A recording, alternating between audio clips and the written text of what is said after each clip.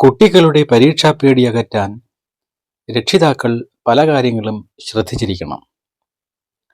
പരീക്ഷ വരുമ്പോഴേക്കും പല കുട്ടികൾക്കും വല്ലാത്ത ഭയമാണ്. പഠിച്ചതെല്ലാം മറക്കുമോ എന്ന ആശങ്ക ഒരു വശത്ത്.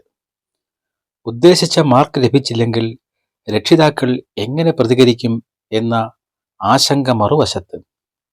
കൗമാര കാലഘട്ടം പരീക്ഷാ കാലം കൂടിയാണ്. പരീക്ഷയ്ക്ക് തയ്യാറെടുക്കുമ്പോൾ അമിതമായ ടെൻഷൻ ഒഴിവാക്കുക.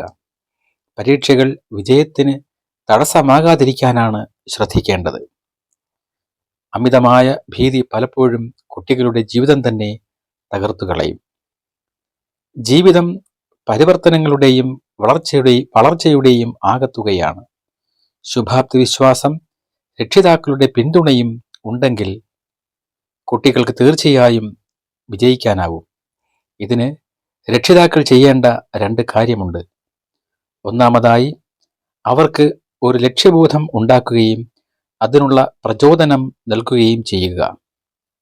രണ്ടാമതായി, അവർ എന്തൊക്കെ ചെയ്യണമെന്നതിനെക്കുറിച്ച് ഒരു പ്ലാൻ തയ്യാറാക്കി കൊടുക്കുക. പല കുട്ടികൾക്കും വ്യക്തമായ ലക്ഷ്യബോധമില്ലാത്തവരാണ്. എന്തിനു പഠിക്കണമെന്നോ ജീവിതത്തിൽ എന്തായി തീരണമെന്നോ അറിവില്ലാത്തവരാണ്. ഒരു ദിവസം നാം പലവിധത്തിലുള്ള അറിവുകളും അനുഭവങ്ങളും നേടുന്നുണ്ട്. ഇതിൽ ഏതിനെ തള്ളണമെന്നും ഏതിനെ സ്വീകരിക്കണമെന്നും മനുഷ്യ മസ്തിഷ്കത്തിന് അറിയാം. ആവശ്യത്തിനുള്ള അറിവുകൾ ഒരു അരിപ്പ എന്ന പോലെ അരിച്ചെടുത്ത് വേണ്ടാത്തത് ഉപേക്ഷിക്കുന്ന ഒരു സിസ്റ്റമാണിത്. ഇതിനെ റെക്റ്റിക്കുലർ ആക്ടിവേഷൻ സിസ്റ്റം എന്ന് പറയും. നമ്മുടെ അബോധ മനസ്സിൽ ലക്ഷ്യങ്ങൾ പ്രോഗ്രാം ചെയ്ത് വയ്ക്കണം. അതിനെക്കുറിച്ചു മാത്രമുള്ള അറിവുകൾ നേടാൻ അപ്പോൾ ഈ സിസ്റ്റം ശ്രദ്ധിച്ചു തുടങ്ങും. മനസ്സ് ഒരു കമ്പ്യൂട്ടർ പോലെയാണ്. അവിടേക്ക് ഫീഡ് ചെയ്യുന്ന അറിവുകൾ അത് പിടിച്ചെടുക്കും. പിന്നീട് ലക്ഷ്യത്തിലേക്കു മാത്രം കുതിക്കാൻ മനസ്സ് വെമ്പൽ കൊള്ളും. അതിനാൽ എപ്പോഴും ഉറപ്പുവരുത്തേണ്ടത് കുട്ടികളുടെ മസ്തിഷ്കം പോസിറ്റീവായി പ്രതികരിക്കാൻ സജ്ജമാണോ എന്ന് ആണ്. ലക്ഷ്യം തിട്ടപ്പെടുത്തുകയാണ് വിജയത്തിലേക്കുള്ള അനിവാര്യമായ ചവിട്ടുപടി. അത് കൃത്യമാണെങ്കിൽ വിജയത്തിലേക്കുള്ള മാർഗനിർദ്ദേശങ്ങൾ ശരിയായ വിധത്തിൽ കുട്ടികൾക്ക് ലഭിക്കും. നിങ്ങളുടെ കുട്ടി ലക്ഷ്യം വയ്ക്കുന്നതെന്തോ അത് പല ഘട്ടങ്ങളിലൂടെ നേടാൻ പരിശീലിപ്പിക്കുക. മാനസികവും ശാരീരികവും വൈകാരികവും ആധ്യാത്മികവുമായ ഉന്നതി നേടിയാലേ ഒരു വ്യക്തി വിജയിക്കൂ എന്ന് പറയാനാകൂ. വിജയം ഒരു ദിവസം കൊണ്ട് നേടാവുന്നതല്ല. നിരന്തരമായ പരിശ്രമം ആവശ്യമാണ്. കൂടുതൽ പണം സമ്പാദിക്കുന്നതിനോ ആഡംബരങ്ങൾ സ്വന്തമാക്കുന്നതിനോ മാത്രമാവരുത് ലക്ഷ്യം. ഭൗതിക കാര്യങ്ങളിൽ തളച്ചിടേണ്ടതല്ല കുട്ടികളെ.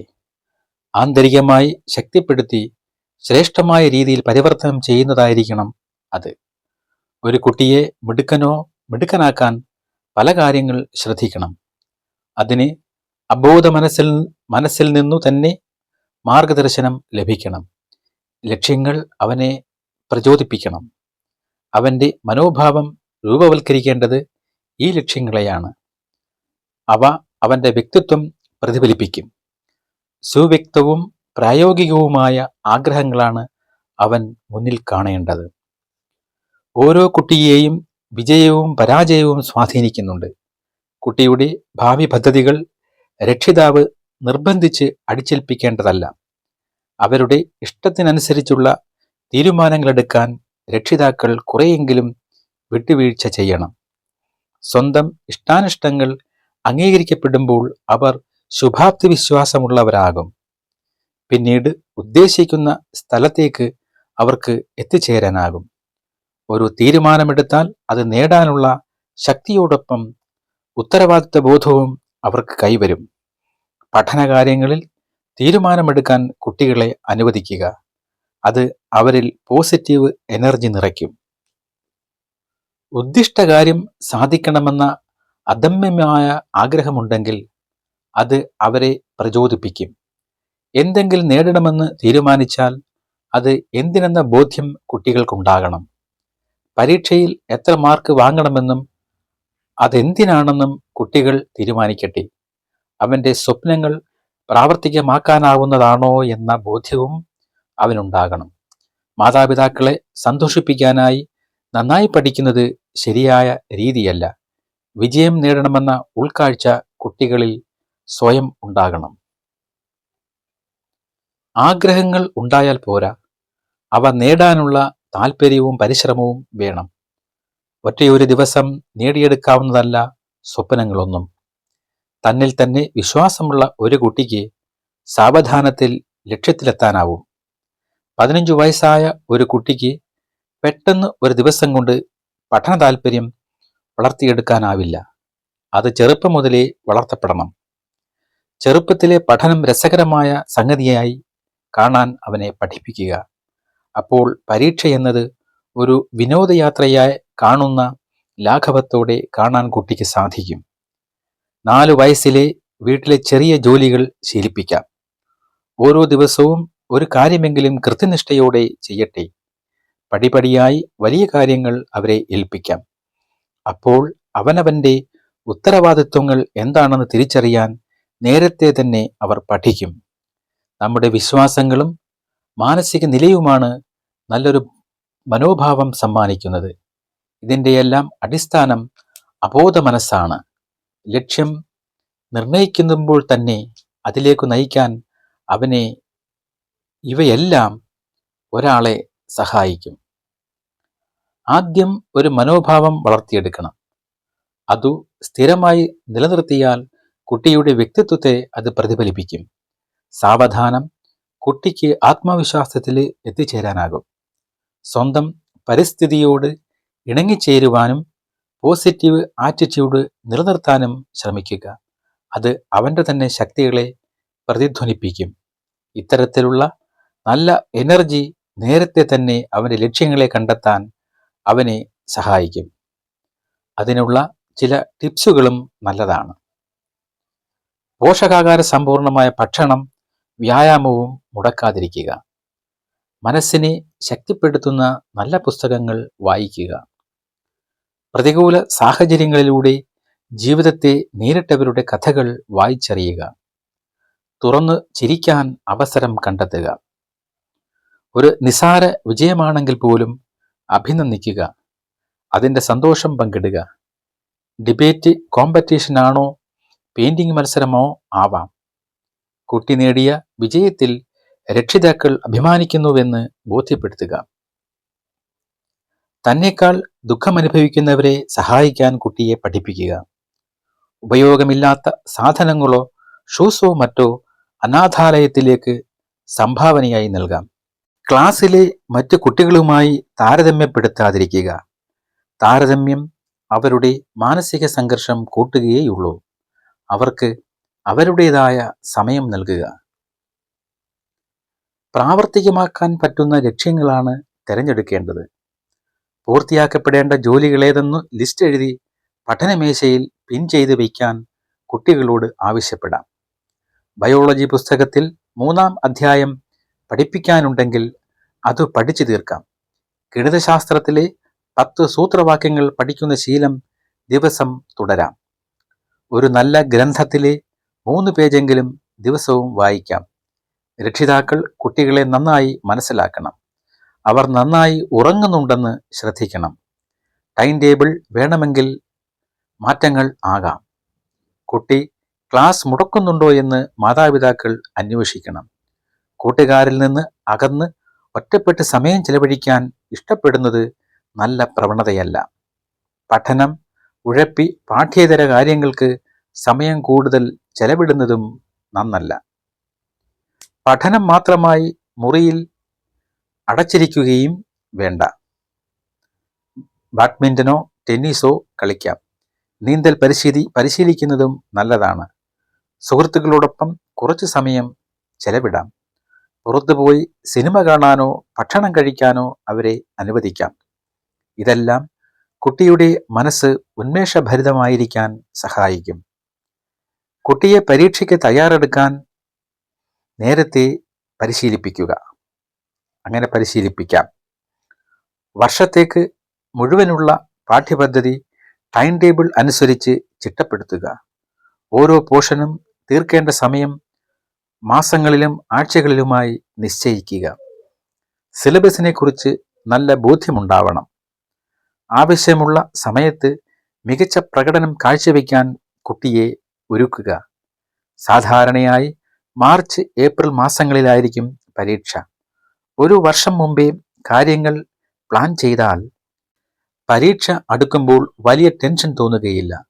മാസം തോറുമുള്ള ടൈം ടേബിൾ അനുസരിച്ച് കുട്ടി പഠിക്കുന്നുണ്ടോ എന്ന് തിരക്കാം. ഓരോ വിഷയത്തിലും എത്രമാത്രം പാഠങ്ങൾ പഠിച്ചു കഴിഞ്ഞു എന്ന് അന്വേഷിച്ചറിയാം. ആവശ്യമില്ലാതെ കുട്ടിയുടെ മേൽ സമ്മർദ്ദം ചെലുത്താതിരിക്കുക. പഠിച്ച പാഠങ്ങൾ വീണ്ടും വീണ്ടും ഉരുവിടാൻ നിർബന്ധിച്ച് പഠനത്തിലുള്ള താല്പര്യം നശിപ്പിക്കരുത്. ആവശ്യമുള്ളപ്പോൾ അധ്യാപകരുടെ സഹായം തേടുക. പുസ്തകങ്ങൾ യഥാസ്ഥാനത്ത് സൂക്ഷിക്കുക. പുസ്തകങ്ങൾ, പെൻസിൽ ബോക്സുകൾ മറ്റും അന്വേഷിച്ച് സമയം കളയാതിരിക്കാൻ ഇത് സഹായിക്കും.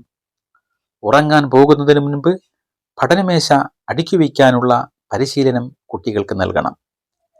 രക്ഷിതാക്കൾ കുട്ടികളുടെ പഠനത്തിൽ പ്രത്യേകം ശ്രദ്ധ ചെലുത്തണം. ടെസ്റ്റ് പേപ്പറുകളുടെ പുരോഗതി വിലയിരുത്തണം. തയ്യാറാക്കുന്ന ടൈം ടേബിൾ ഇടയ്ക്കൊക്കെ മാറുന്നതും നല്ലതാണ്. ഓരോ ദിവസവും എങ്ങനെ വിനിയോഗിക്കണമെന്ന് കർശനമായ ചിട്ട അടിച്ചേൽപ്പിക്കരുത്. അല്പസമയം കളിക്കും വിശ്രമത്തിനും അനുവദിക്കാതിരുന്നാൽ അത് കുട്ടിയെ പ്രതികൂലമായി ബാധിക്കും. ഭക്ഷണ രീതിയിലും പ്രത്യേകം ശ്രദ്ധിക്കേണ്ടതാണ്. ഉറക്കമിളച്ചിരുന്ന് പഠിക്കുന്ന ശീലം, പരീക്ഷാ ദിവസങ്ങളിൽ ഉറങ്ങാതെ പഠിക്കാൻ കാപ്പി കുടിക്കുന്ന പ്രവണതയും പലരിലുമുണ്ട്. ഇതൊരു നല്ല ശീലമല്ല. ഇത് ചിലപ്പോൾ വിശപ്പില്ലായ്മയിലേക്കും ക്ഷീണത്തിലേക്കും നയിക്കും. എല്ലാ പോഷകമൂല്യങ്ങളും അടങ്ങിയ ഭക്ഷണമാണ് ഈ സമയത്ത് കഴിക്കേണ്ടത്. പ്രഭാത ഭക്ഷണം ഒരിക്കലും ഒഴിവാക്കരുത്. ജങ്ക് ഫുഡുകൾ കുട്ടികളെ അലസരും ക്ഷീണിതരുമാക്കും. സമയത്ത് ആഹാരം കഴിക്കണം. ലഘുഭക്ഷണമായി പഴങ്ങളോ പച്ചക്കറിയോ കഴിക്കാം. ഭക്ഷണം അമിതമായി കഴിക്കരുത്. ധാരാളം മീൻ കഴിക്കാം. വെള്ളം കുടിക്കുന്നത് അത്യന്താപേക്ഷിതമാണ്. ആരോഗ്യദായകമായ സൂപ്പുകളോ ജ്യൂസോ കഴിക്കാം. ഇത്തരം ഭക്ഷണരീതി അവരുടെ മനസ്സും ശരീരവും ഉന്മേഷഭരിതമാക്കും. പഠനത്തിൻ്റെ ഇടവേളകളിൽ കുറച്ച് വിനോദമാകാം, പക്ഷേ അധികമാകരുത്. ലക്ഷ്യം മറക്കാതിരിക്കുക. പഠനത്തിൽ നിന്ന് മനസ്സ് വ്യതിചലിക്കാതിരിക്കാൻ പ്രത്യേകം ശ്രദ്ധിക്കുക. കുറച്ച് സമയമെങ്കിലും ഏകാഗ്രതയോടെ പഠിക്കുന്നതാണ് പ്രധാനം. ഇത്തരം കാര്യങ്ങൾക്ക് രക്ഷിതാക്കൾ ചെയ്യേണ്ട പ്രധാന കാര്യങ്ങൾ ഇനി പറയുന്നവയാണ്.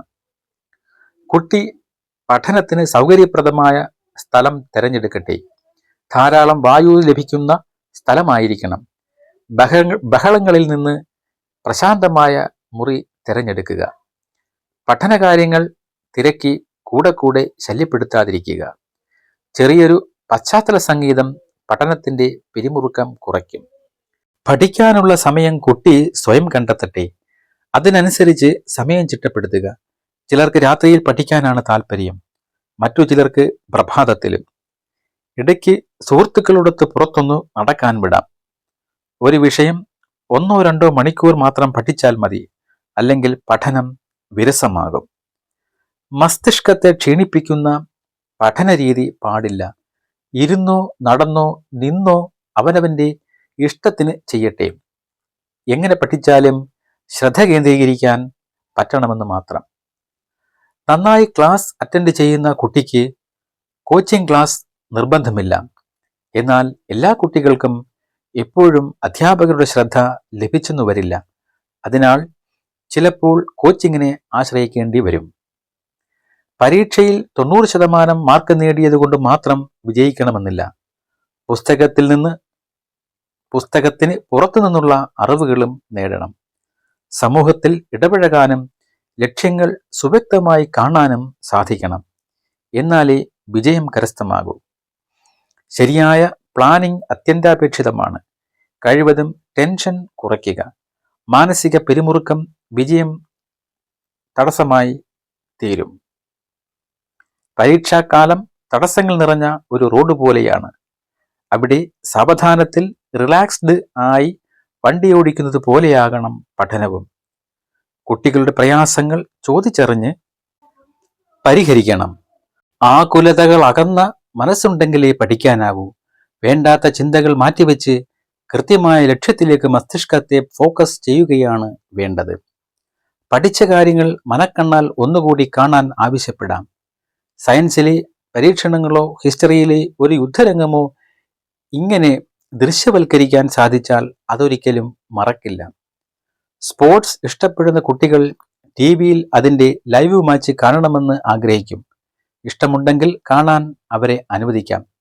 പക്ഷേ കളി കഴിയുമ്പോൾ മനസ്സ് പഠനത്തിലേക്ക് തിരിച്ചു വരണമെന്ന് അവരെ പറഞ്ഞ് മനസ്സിലാക്കുക.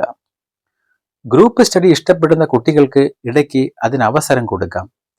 സമയം മാനേജ് ചെയ്യുന്നത് എങ്ങനെയാണെന്ന് അവരെ പഠിപ്പിക്കണം. പാഠങ്ങൾ അന്നന്ന് പഠിച്ചവർക്ക് പരീക്ഷ എഴുതുമ്പോൾ വലിയ ബുദ്ധിമുട്ട് തോന്നുകയില്ല. അവർക്ക് ചോദ്യപേപ്പർ കിട്ടുമ്പോഴും വലിയ വെപ്രാളം അനുഭവപ്പെടുന്നില്ല. കുട്ടിയെ മറ്റ് കുട്ടികളുമായി താരതമ്യപ്പെടുത്തരുത്. ഓരോ കുട്ടിക്കും ഓരോ ബുദ്ധി നിലവാരമാണ് ഉള്ളത്. അവനവന് പറ്റുന്നതുപോലെ നല്ല വിജയം നേടുന്നതായിരിക്കണം അവൻ്റെ ലക്ഷ്യം.